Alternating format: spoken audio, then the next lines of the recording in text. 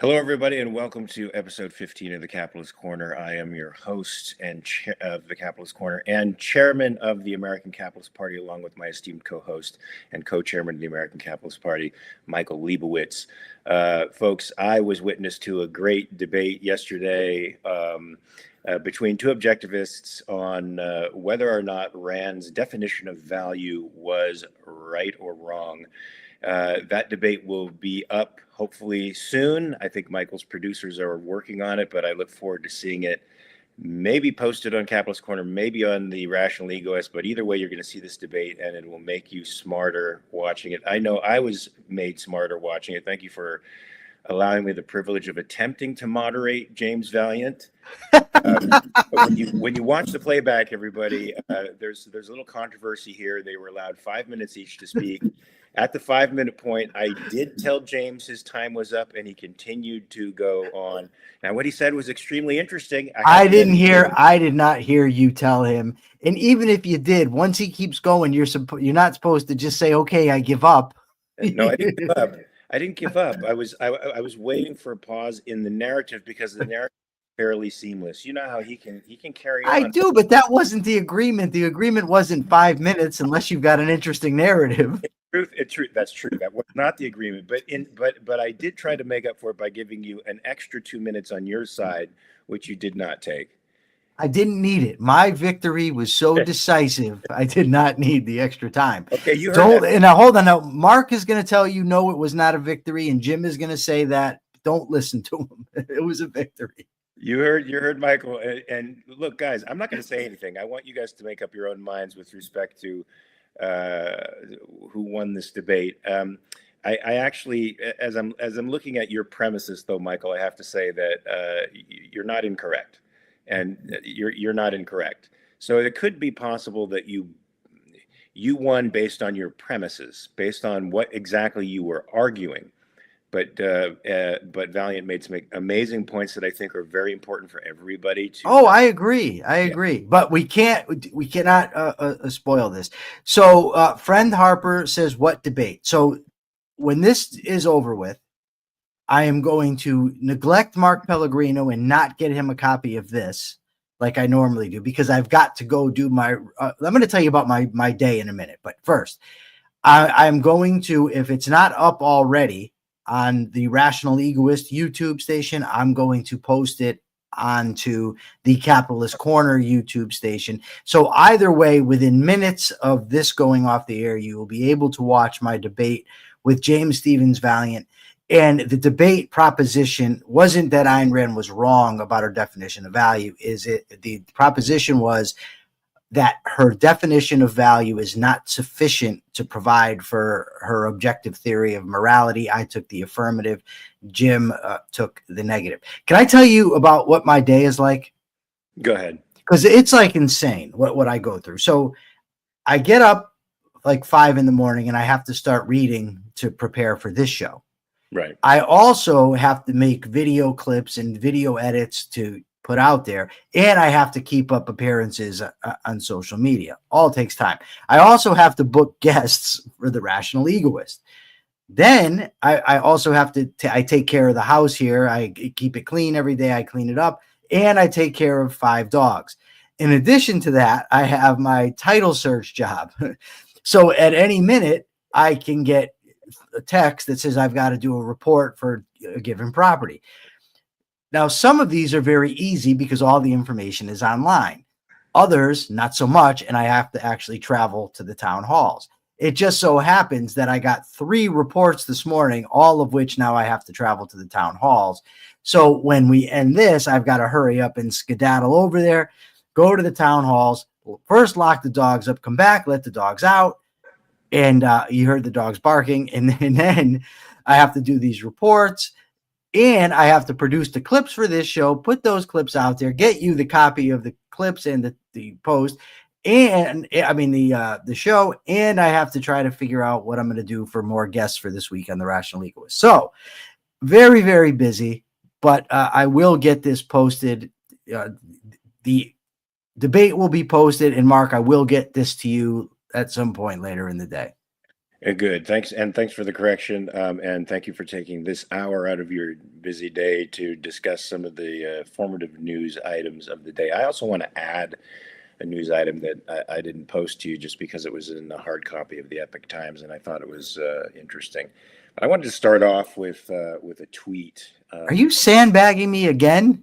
It wasn't enough during the debate. You took Valliant's side. Now you're coming up with this new Sandbagging. I stuff. love sandbagging. I go to other dojos with a white belt and I sandbag there. It's fantastic. Yes. No, I wanted to start off with Derek Hunter's tweet, first of all, which was in response to Joe Rogan making fun of Douglas Murray. Joe Rogan, I happen to really like Joe Rogan, not just because I thought he was the best color commentator in fight history. I mean, the guy gave clinics in jiu-jitsu when he was an early fight commentator for the UFC. You never heard a fight commentator really talking about strategy before.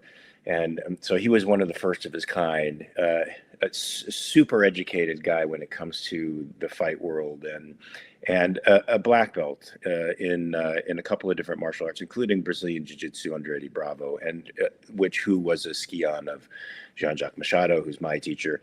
So I have tons of props for this guy, but he's making fun of Douglas Murray. And Derek Hunter says something that I think was pretty powerful and true. It's a sign of a weak mind and low character to wait to attack somebody after they've left. It says you didn't have the balls to be critical to their face and don't have the intelligence to debate the person you're attacking. Pretty weak. Now, of course, I think Joe Rogan has the balls to do something like that. It's not like he's afraid of Douglas Murray. I don't know about that. But I don't know. Well, I think the fact he may be intimidated to discuss ideas with the guy, because I don't think Joe Rogan is really an ideas guy. But this does show the level of discourse that we're finding on the, for lack of a better term, the new right, right? Because I think Joe Rogan is part of the new right. I think Dave Smith and the libertarians, they're embracing Trumpism to a degree. They're part of this new right. It's just a mixture of crazy ideologies, and when push comes to shove, they just go ad hominem. And they gaslight people, because they can't really discuss the ideas in any formidable way. I mean, what do you think about this? I've been paying attention to this dynamic in the information systems for quite some time, and I don't have a full answer. So let me just state that, I could be wrong in my assumptions on this. I have some theories about what's going on and what they believe in, that sort of thing. First, let me say that you're right. That Joe Rogan's not going to be physically afraid of Joe Murray, but intellectual fear, emotional fear can be just as much a driver. Just so you know. And what'd I say? You said Joe Murray. Joe Murray, yes, the great Joe Murray, the child of Doug. He's not. No, it's Douglas Murray. So there's a whole thing that went on here that, first of all, Douglas Murray was going to go on the show, and Joe told him, you can't come on unless Dave Smith's here. That's the first thing. Can I also preface that by saying Dave Smith has been trying to get a debate with Douglas Murray for a long time. I didn't know that. Yeah, so he was like, Douglas Murray, debate me, and because I would respond to Dave's tweets like, you're gonna get handled, and so this was clearly a form of ambush. Dave couldn't get what he wanted, so he went through his pal to get that connect. Okay, more clicks.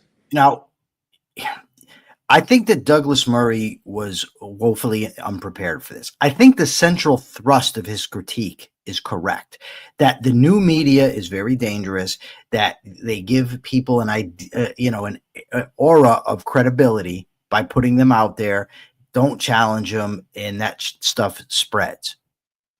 But Douglas Murray, he misstates who's doing what. He says Ian Carroll is a comedian. He previously seemed to say Daryl Cooper was a comedian. So he doesn't have his facts straight. If that were me going on there to make that point, I would have a list of tweets from each of these people, what they've said. I would have quotes from the shows that they've been on saying what they've said, and I would come with evidence that they were wrong in the claims that they were making. Douglas didn't do that. Murray, he just came out there and just, was frustrated and aggravated. But I think he's right. There seems to be, to me, Mark, that this is a type of populism. I can summarize it in Elon Musk's constantly saying, you're the media now to the people on on X. And this idea that these podcasters are somehow media. They're not media in the traditional sense of the term.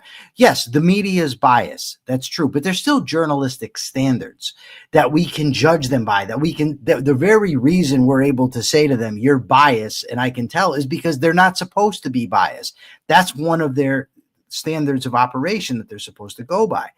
But these guys, I mean, like Clint Russell is one of my favorites. This guy just speculates to high heaven about the psychology of various people, what's going on. If, somebody does something, he says they've gotten to him. They, of course, the ubiquitous they that's out there. This is a guy who, when I first was out of prison and I was on X, and he was saying things, and I said, okay, well, what is your evidence for the claim that you're making? Don't present me speculation. Give me evidence. He said to me, I think you're a Fed. I'm blocking you. So he initially blocked me. Josie, the redheaded libertarian, is another one. I would constantly see her telling people on X, I will destroy you on the Bill of Rights. No prep. She's an expert, and saying things that were just bullshit. So I told her, I'll debate you on that, Josie. Please shred me on the Bill of Rights. Expose me. Show me. So what Josie did was block me, because they don't want to get ratioed. They don't want to have people criticizing them. Yeah, talk about that ratio thing, is because it's so stupid. And they seem to be like, Dave will constantly refer to, look at the comments. I don't give a damn what the comments say. I care what reality is, not what a bunch of people on X think reality is, right? It's not to say people's opinions are irrelevant. You might get good feedback and have somebody get you to change your opinion. But whereas people, Dave has a problem with people appealing to authority, he seems to appeal to the masses. Of course, he'll deny that and say, I'm not saying I'm right because of it, but then why do it? Why say to somebody, oh, look how he did it again with Murray. He said he's getting destroyed in the comments. Who cares? That's irrelevant. It's only relevant to a person who's obsessed with views, that's obsessed with clicks, with likes, with people coming to see him. I challenged Dave on some things, and a guy came out and said to me, oh, you just want him to have you on his show. I said, no, actually, if he wanted me to come on his show to do anything but debate him, I would refuse. I have no interest in having a friendship or a conversation or anything else with the guy. I have one interest in Dave Smith, and that is in beating him in a debate to expose him for what he is. That's it. Oh, agreed. But that kind of stuff sounds flat. It rings flat to a second-hander. Folks, for you, those of you who don't know what a second-hander is, it's a term that Rand coined to describe people who get their worldview and their sense of self-esteem and from other people, as opposed to being independent, judging human beings working out the truth for themselves. Well, yeah, this has been a disaster, and it is exposing the new media for being populist in orientation and for really, I think, upping the ante with as much craziness and conspiracy theories and nuttiness as possible, just for the purpose of getting clicks. I mean, if you saw Candace Owens' latest rant, oh my God, yes, so disturbed, it was so strange. It's like, what is wrong with this woman? She's literally gone off the deep end. I mean, I have a friend who had a schizophrenic break, and literally his rants sound no different than hers. And yet, yeah. Well, I mean, it's the Jews. Everything's the Jews. She, of course, drags up the what's that case from the early 1900s? Leo, what's his name? Leo Frank case, where his innocence, is widely held to be that he didn't actually commit the crime, but she drags that shit up. And then you got like Tucker Carlson with his spirits that are haunting us and whatever. I mean, these people are just unhinged. They're not serious people, but there's an abundance of people that follow them. And that really is look, I think Elon Musk is sort of reflecting a truth, and I've thought of this for a long time. Having been the target of many a social media attempt of canceling me and taking me down with total libels, I feel like the fact that they're protected in libeling and slandering me is sort of is quite unjust. And I've felt, well, they're a content creator. They're sort of making themselves out to be journalists who are, in some cases, have a bigger audience than CNN.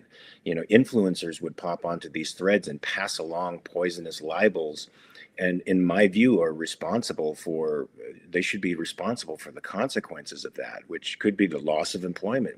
I know one professor from North Carolina who killed himself because of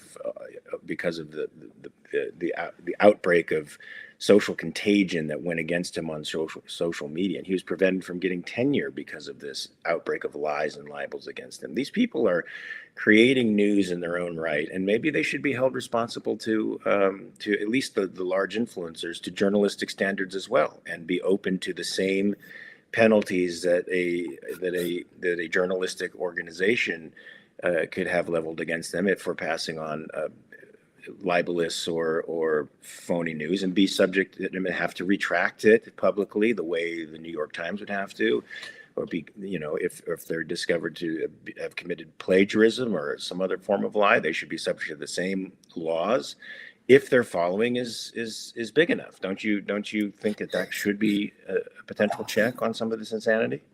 Oh God, I don't know. I'm such a stalwart defender of free speech. I get it. You don't have the right to slander and libel. I'm on the fence. In principle, I could be convinced of your position, but when it comes, when the rubber hits the road, I'm be very skeptical of what that would open up if they're, if we went by that. But we have Race Jacobson says he encountered an account called The Truth Behind Mark Pellegrino. Yes. And this account accused you of using party funds to buy drugs. And he says he reported him. Do you need to come out? Do you need to rebuke this idea? Well, apparently, for anybody who knows me, they know I don't do drugs. I don't drink alcohol. I'm a total health nut. So, I mean, they could have at least said I used party funds to buy protein powder. Well, you could have bought drugs for me. I mean, I don't know. I don't do them now, but I do have a history. Maybe there's something there. I don't know. Maybe we can get some controversy going here. Well, no, they don't. In fact, we know who this person is who's attacking me. So they've been reported multiple times. But yes, this person joined the club. There's multiple anti-Pellegrino sites out there. Reddit apparently is full of them passing on libels about me. And yeah, it affects my fandom, and it could affect my employment. So these people are responsible for passing lies on about me that create impressions that that studio executives are nervous about. You know, they don't want to get entangled in controversies, even if the controversies are fake. Now, do I wish they had more balls? Yeah, I do. I wish they did their due diligence and understood that the person that is being attacked and libeled, and everything that they're saying about them is false. And I think that would go one step towards annihilating these types of folks online, because their incentives, they wouldn't be incentivized anymore, because the corporations that hire would do a serious investigation into a person's background and should be less fearful of controversy. And then the bullies will back down. That's sort of the way it always works. Unfortunately, corporate America hasn't seen that yet, and I don't know that the networks have seen it yet. But speaking of libeling, I want to get into this Garcia thing, which we're probably going to get into more tomorrow, I think, with James Valliant, if I'm not mistaken. Yes, Jim is going to be joining us tomorrow for a discussion of some legal stuff. Yeah, so this Garcia character who was deported from, I think, Maryland into the jails of El Salvador has been accused of being an MS-13 gang member in good standing, meaning he has some form of rank and he has some form of gang name. He has privileges. Yes, I guess there's privileges that come with the rank and the name of Chilele, or whatever his nickname is called. And of course, he's been deported. And the Trump administration at first glance, I think a couple of months ago, came out and said, yes, it was a mistake. He wasn't meant to be deported, because there was a ruling in a legitimate court of the United States that put the kibosh on any deportation of this guy. And so at first the Trump administration admitted it. Now they're coming out and saying that's not so. They didn't admit any such thing. He is, and they've proceeded to spark a conservative media campaign, smear campaign against this guy. He's a wife beater, and they've cited instances, I guess, where his wife has reported violent incidences between them. He's hung out with gang members, known gang members. He's been seen in their company, and now, of course, the nickname, the tattoos, all of this stuff that apparently associates it with MS-13, and they're doing their damnedest to smear this guy's life before the American people so that they don't have sympathy for him anymore.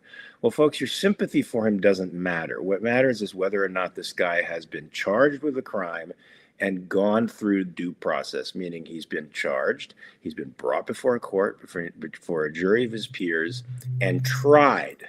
That is what matters.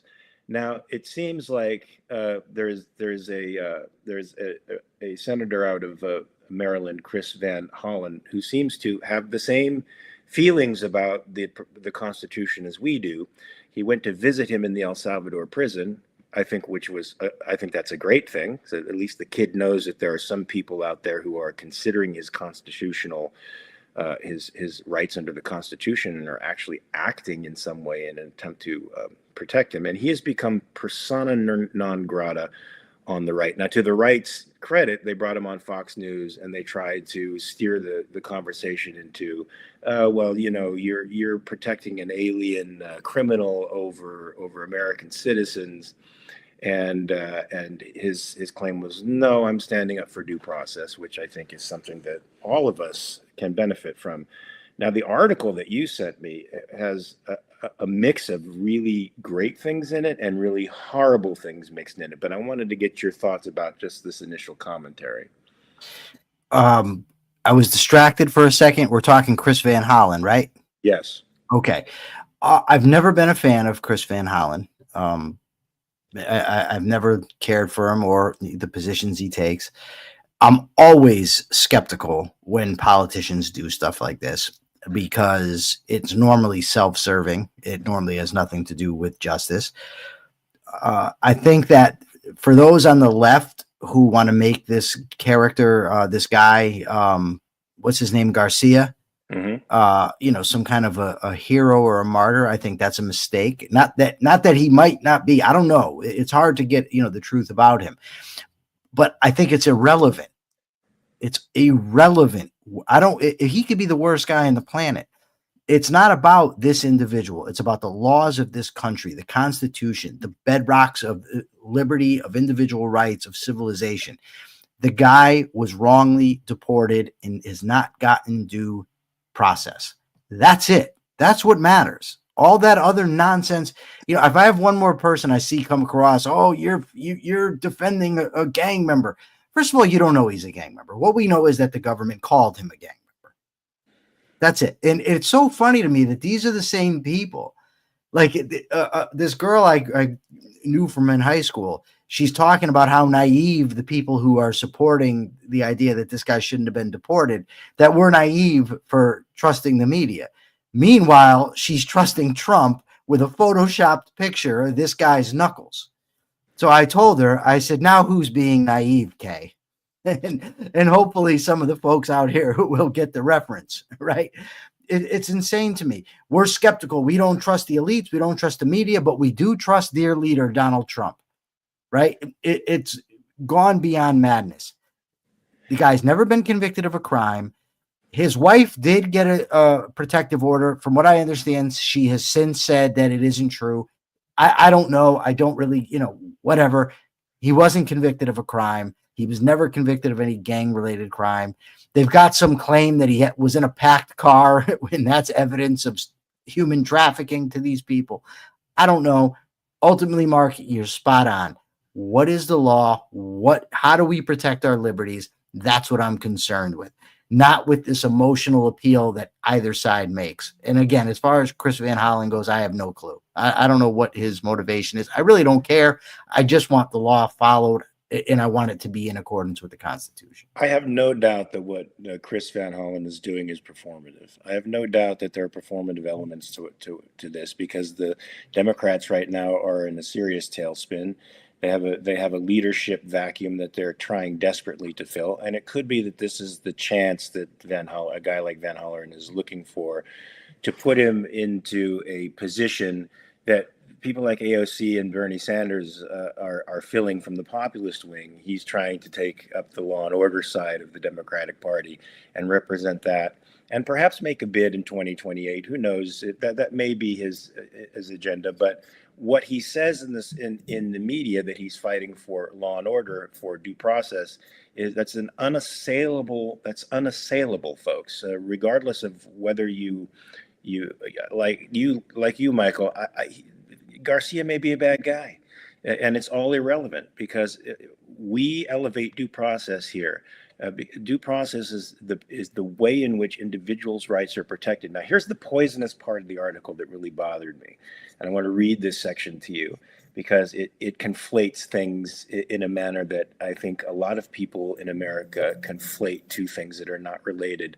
And the good thing ends up dying because of the bad thing it's conflated with.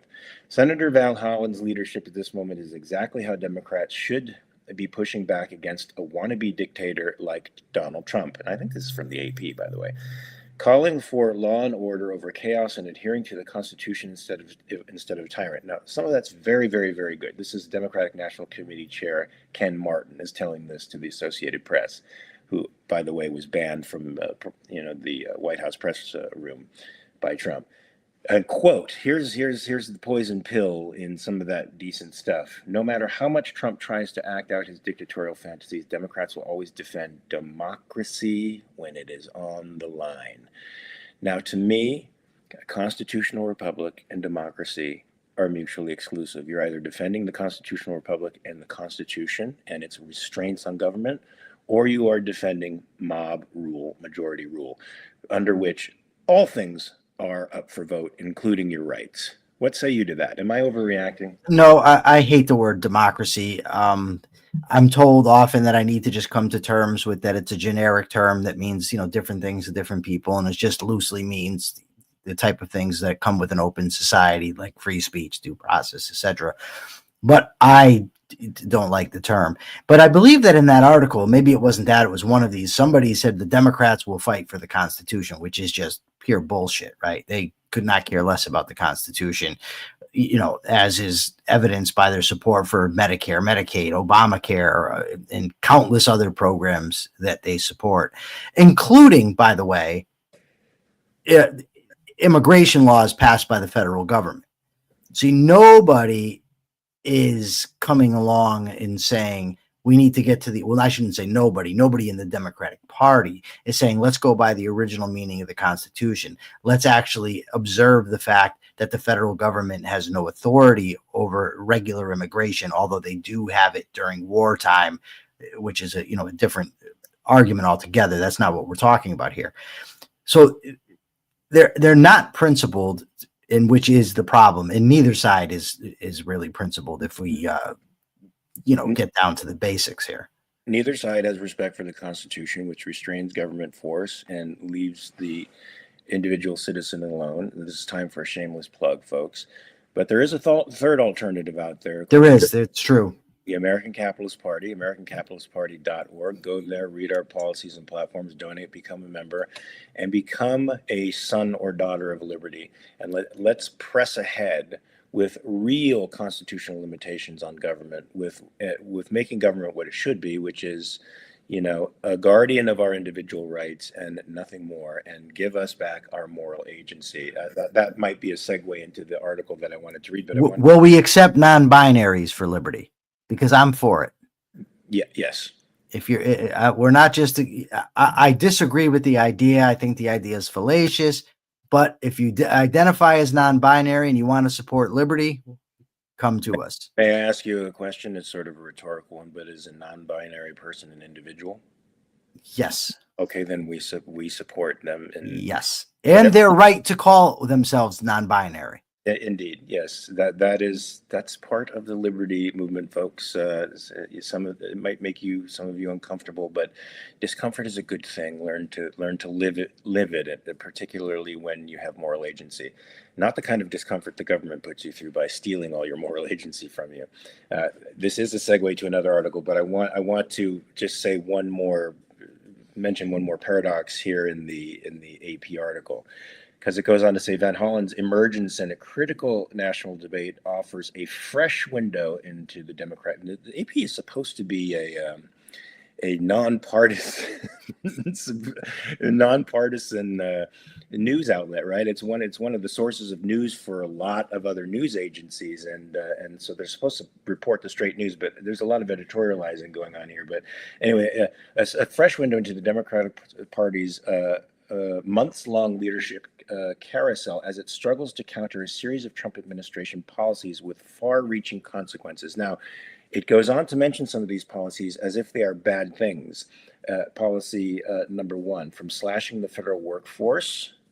I think the American Capitalist Party would be for slashing the federal workforce, but of course, with intelligence and with foresight into the future, knowing that people have to make adjustments in their own personal lives, since the federal workforce has made itself indispensable to a lot of private citizens living.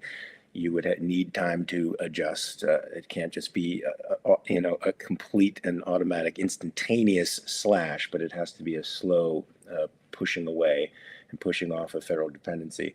From slashing the federal workforce to stripping funding from universities, again, universities shouldn't be funded by the United States government.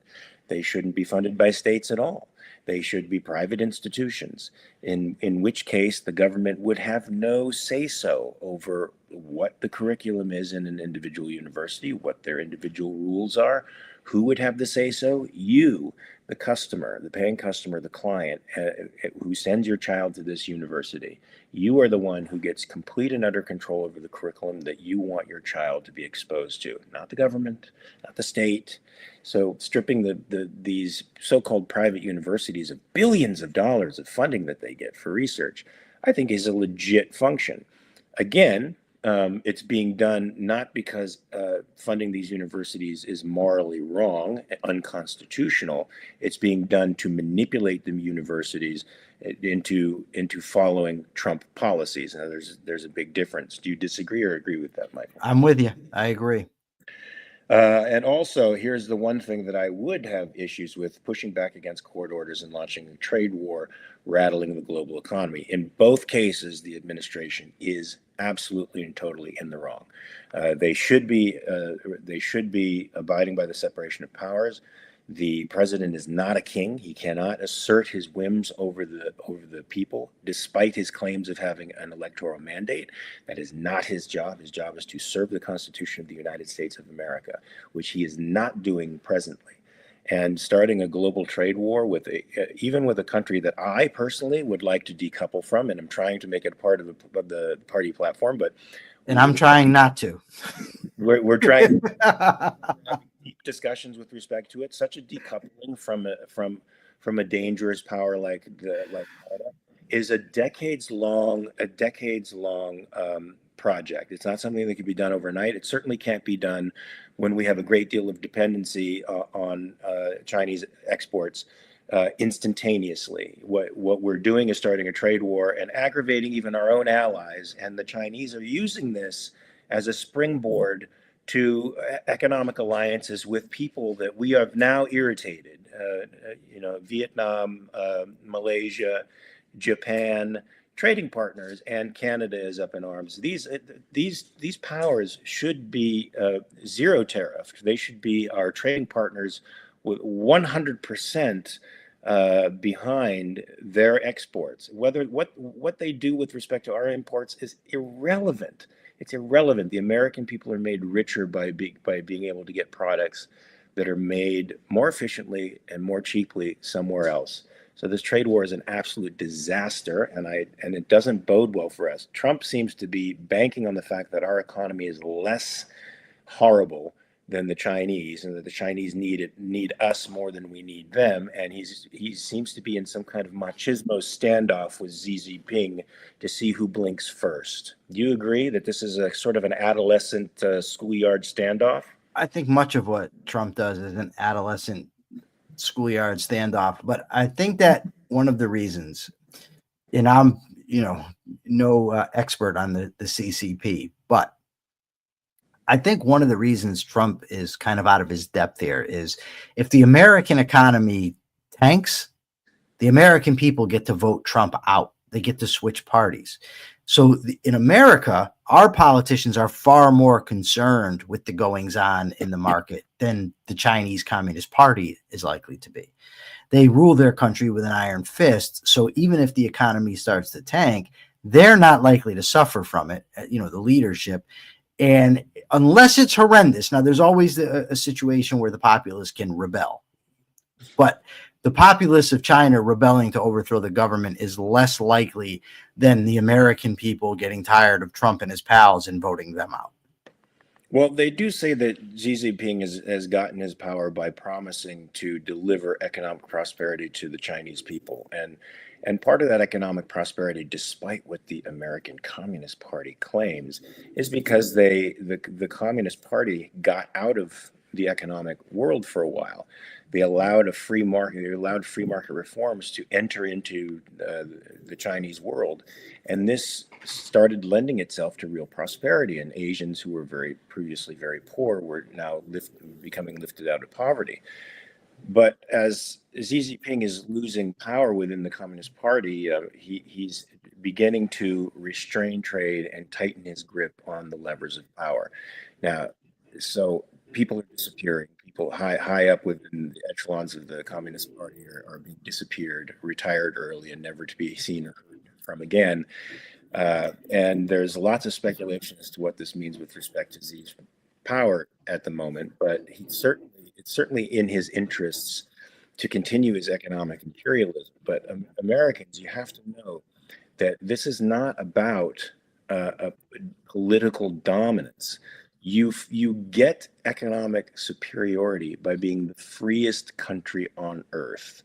Everything that China is doing will eventually implode on itself. It subsidizes its industries. It steals IP property. It co-ops businesses that American businesses that are in there, steals their property, steals their innovations, and basically parasitizes them. This is not a model for long-term success, guys. It also promises to do things in treaties with other countries like ours. Trump made a deal with them to sell something like $50 billion worth of soybeans to us or something. They ended up reneging on their deal.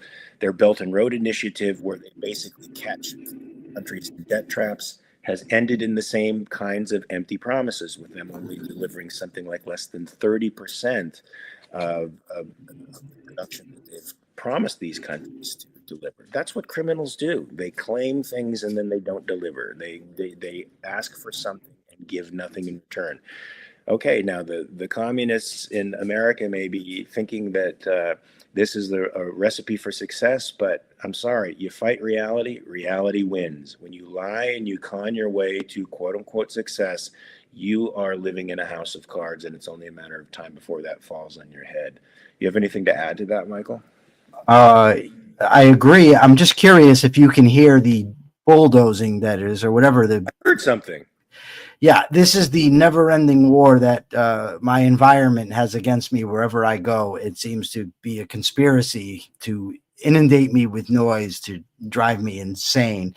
Yesterday, I woke up and the dogs here were really wound up, and I couldn't wait to get out of here to go to my girlfriend's house for Easter. It was going to be nice. It was going to be peaceful. And then her 4 and 5-year-old nieces showed up, and the dog there started barking and going crazy. So it seems like noise is just going to be a part of my existence that I'm going to have to come to terms with.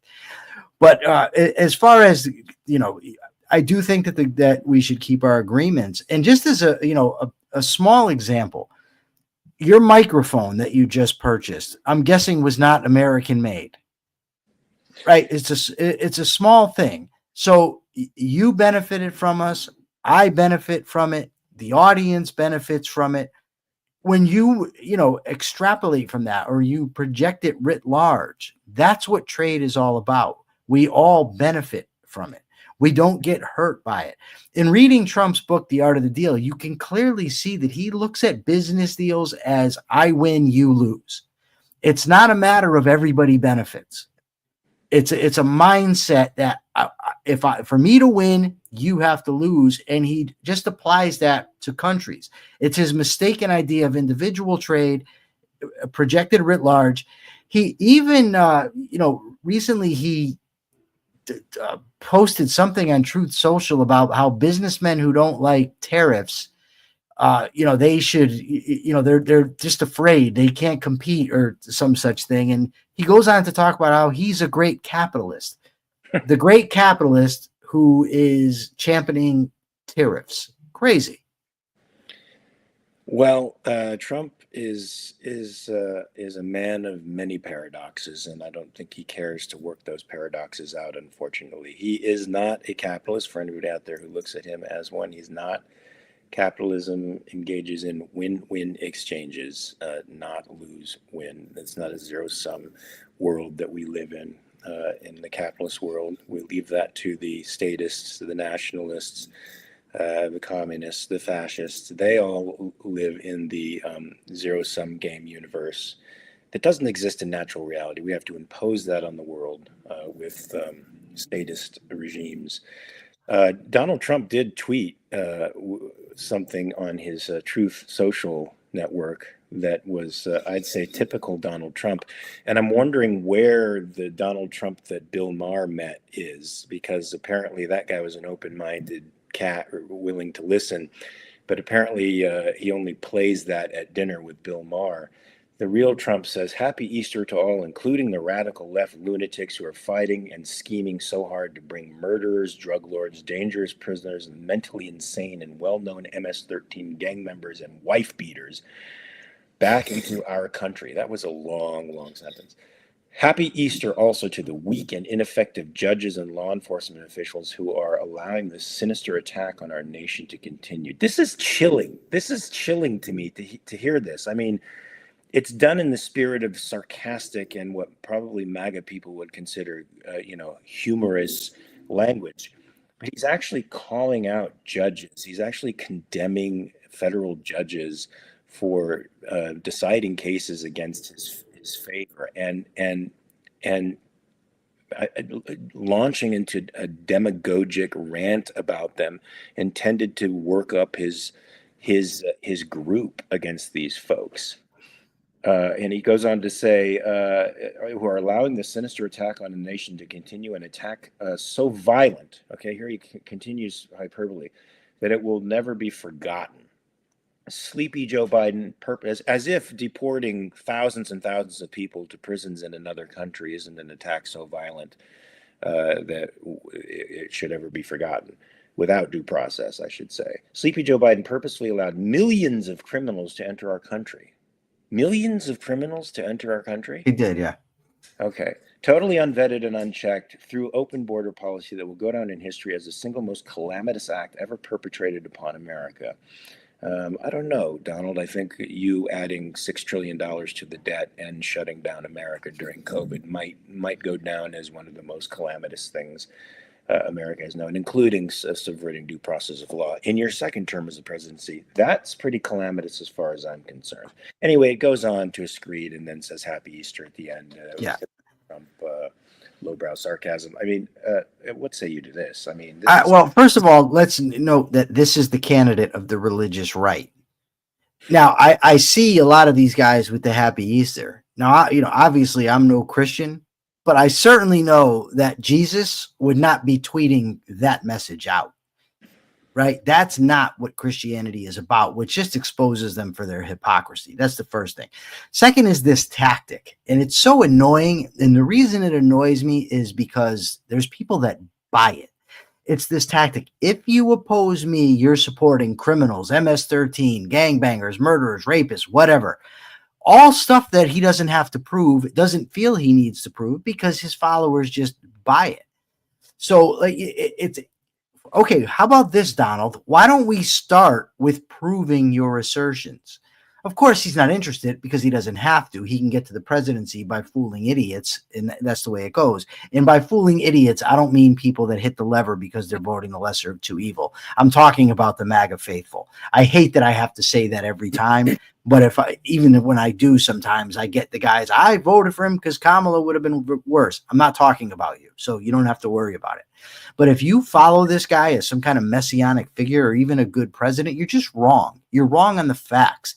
Somebody said to me yesterday, well, because I'm for open immigration. He says to me, well, what would happen if 500 million Chinese were to come in all at once?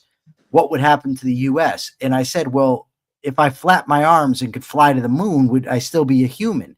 Because it's as likely. You're putting forth a scenario that's not actually occurring and then want me to argue about and defend it.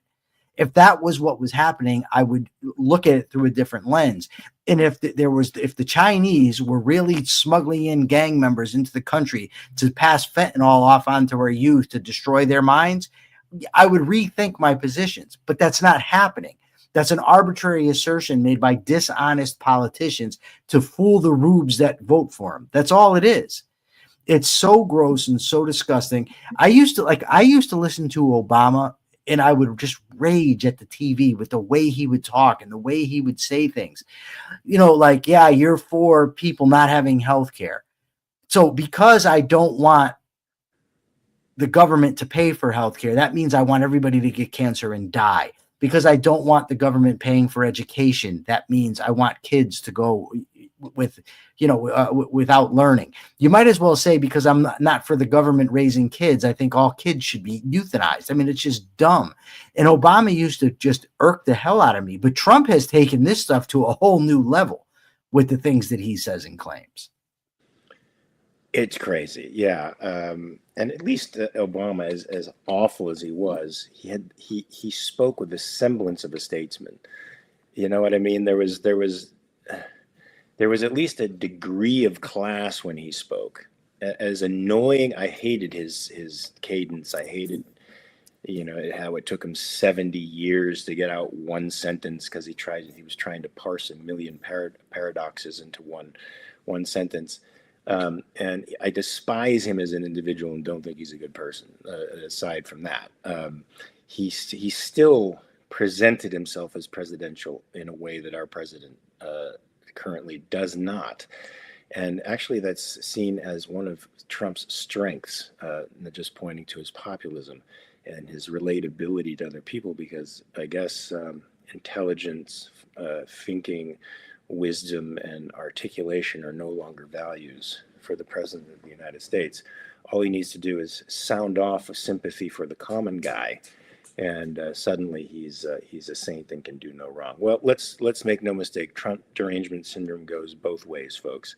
It infects the left and it infects the right. Both are out of their freaking minds, and that's a sad thing. And this kind of crazy dynamic where we have a power vacuum on the left because they have no clear leadership, no ideological leadership, and a leadership on the right that is clearly tending towards a fascistic state, breeds what we're seeing now with the rise of AOC and her partner in crime, Bernie Sanders. Now, guys, as AOC was making her bones in Congress, she was too young to be president of the United States. But she's media savvy, and I know she says pretty much everything she says is wrong, and a lot of it is super stupid if you really listen to her. But she's gained a national following even before she became old enough to run for the presidency. Now she is old enough to run for the presidency. She's 35 years old, and by the time the new elections come around, it's quite possible that she could lead a populist movement on the left because she's attractive, because she is I guess a kind of articulate, and that she articulates the ideals of the extreme left. She has charisma. She has charisma, right? So that makes up for the fact that a lot of what she says is full of shit and sort of lame. Her charisma carries her through that, and as it does with some people in the entertainment business. So she's a performer. She knows how to touch certain chords, and she's now building up. She's on a tour against the anti-oligarchy tour with Bernie Sanders. Not, I mean, and they're going to these tours, by the way, in private jets. Apparently, I think one of the trips costs the taxpayer somewhere in the neighborhood of $241,000 to travel them and put them up in five-star hotels.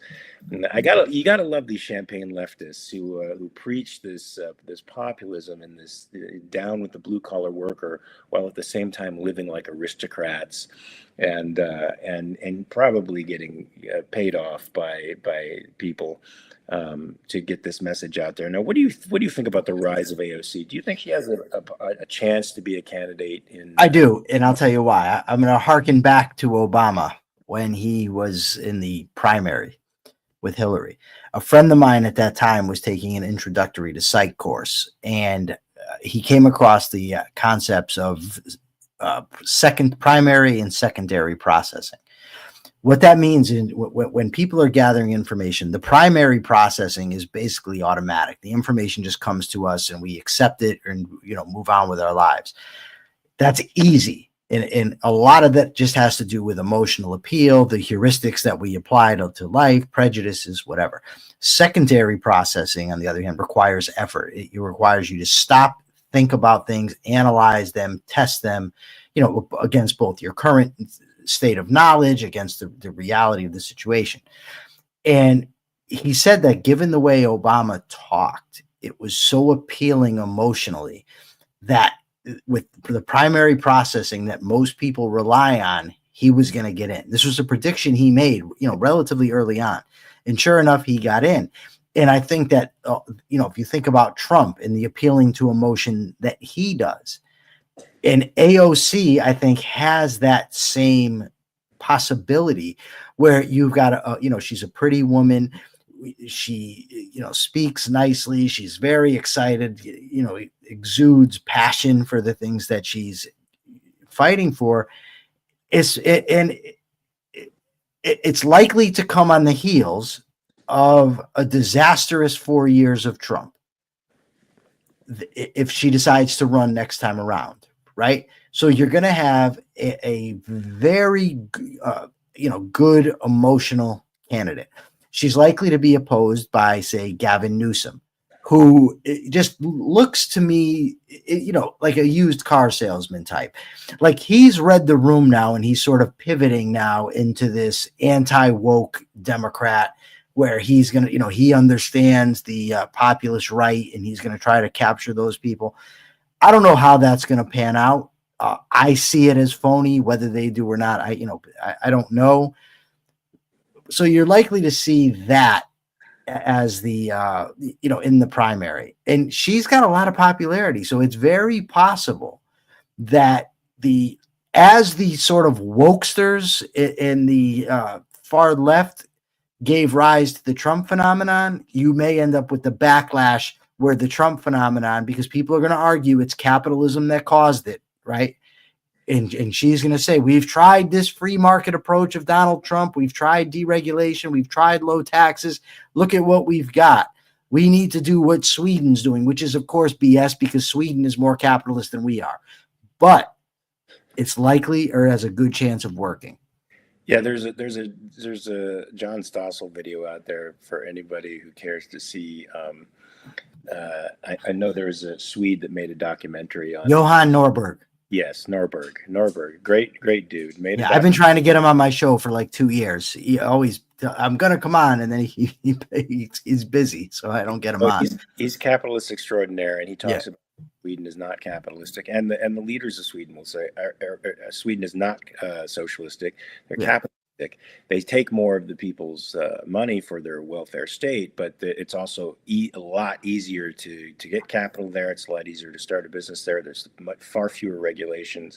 It's closer to our ideal in the business world than America is, which America is second only to France in its regulatory state burdens that it places on American businessmen. And I know, look, one of my first jiu-jitsu teachers, he bought out his jiu-jitsu school and owned it outright. but some regulators came in and said that by the American Disabilities Act, he had to put certain facilities into his academy. Otherwise, he couldn't open it without these new facilities. The new facilities cost him tens of thousands of dollars, put him in the hole. He had to take out money that put him in debt, and he ended up losing the school to somebody else. And he still teaches there, but it's no longer his school. He lost it because he had to put in facilities that nobody who comes to a jiu-jitsu class will ever use, ever in a million years. Because if you have these functional disabilities, you simply cannot do jiu-jitsu. That's just the way it rolls. So he was forced out of business by the regulatory state in California, and that is unfortunately the case for lots of people. People can't even start businesses because of the regulatory state here in America, or because of certification laws that keep very qualified people from being able to work. In fact, I knew another person who did braids. Those fancy braids that people wear, the add-on hairs. Well, it's quite a skilled occupation to be able to do that to somebody. But in order for this person to work in a salon, they had to pay something like $5,000 to get a certification clearance with the state of California that they were a certified salon worker or beautician or whatever the heck it is, which they couldn't afford, of course. So these certification laws keep people bound in a lower economic class than they have to be, because they're quite skilled at what they do, and they don't need to prove it to anybody or pay off anybody to give them the permission to do it. So AOC, yeah, she's got charisma. She's probably going to come up with a slogan like that. That primary processing thing, hope and change, is a primary processing slogan.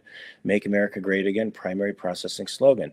You don't have, if you start digging deeper, it takes effort. And once you don't really have to dig too many layers deep to find crap, folks. So it's not like you have to think too deeply, but you have to think enough to get just below the surface. And I'm sure she's going to find some kind of horrible primary processing bumper sticker phrase that she can emblazon her campaign. But she stands for everything that we are against. Basically, she holds the individual to very little value, and moral agency is something that she would prefer to take on herself. Your moral agency does not belong to you. It belongs to AOC, and she would like to make those decisions for you. That makes her very ugly to me. So she may be a pretty package on the outside, but inside, my friend, it's not happening. We're very close to ending here, so I think you have to give us the capitalist. I'm going to. And first, I'm going to say Johan Norberg wrote an excellent article in Reason magazine, I think in 2016. And it was entitled something to the effect of Bernie Sanders is right. America should be more like Sweden. It's a very good article if anybody wants to go check it out. Secondly, give me about 5 minutes, and my debate with Jim Valliant will be posted to YouTube, to X, and to Facebook. And now for my capitalist thought of the day. Since immigration is such a powerful lightning rod of a subject, I think it's important that we understand that morally, constitutionally, and economically, the case for open borders is unassailable. And by open borders, I prefer the term open immigration, because there are some situations where I would allow to not have people come into the country, but they are few and far between. But morally, people have the right to travel. They have the right to not have force used against them. And it doesn't matter that there happens to be a government created border there. People still have the right. American companies and American people have the right to deal with whom they want. Morally, strong case for open immigration. Constitutionally, on a federal level, the federal government has zero authority over immigration. You can read the Constitution and you will look in vain to see if the federal government has been given that power. And economically, immigrants are good for the economy. They help grow the economy. They help create jobs. It really is not close. Virtually every economist will say it. And they also have lower crime rates than American citizens. And they also take in a lower per capita. They take lower rates of welfare benefits. So pro-capitalism should be very, very pro-immigration. And with that, we're going to go, and I'm going to get to posting this debate with James Stevens Valliant. I look forward to everybody's feedback. Take us out, Mark. Yeah, that was great. So right after this, folks, within 5 minutes of listening to us, you got to go to Michael's X or any account that he's on and look at that debate. I think you're going to be better off for it. Please tune in tomorrow, same bat time, same bat place, 9 a.m. Pacific, 12 p.m. Eastern. We'll be talking about the news from a capitalist perspective. Follow us on our social media if you want to fight. If you want to just give us love. Either way, I'm open to both. Also, go to AmericanCapitalistParty.org, donate, become a member right now, become a member of the Sons and Daughters of Liberty, who are going to change the world. We don't need huge numbers of people to change the world, folks. The founders were a small group of people, but they changed the world. And you know what? A lever in the right position can move the earth. And we have reason and reality behind us. So we will ultimately win if we persevere. So stick with us, folks. I'll see you tomorrow. And in the meantime, please check your premises. Hold on 1 second. I got to say one thing. Mark, have you ever seen the movie Mobsters with Christian Slater and Patrick Dempsey? Yes. So they meet Arnold Rothstein, and he becomes their mentor. They're young kids. He's an old Jewish gangster. And they're talking about changing the world. Not changing the world. I'm sorry. That's what we're talking about. They're talking about defeating the old mobsters. And they said, well, we don't have armies. And Arnold Rothstein tells them, you got balls and brains. You don't need armies. I think that's sound advice. I think we'll take that. Guys, balls in your brains and go out there and beat some commie butt. All right, guys. See you tomorrow. Take care.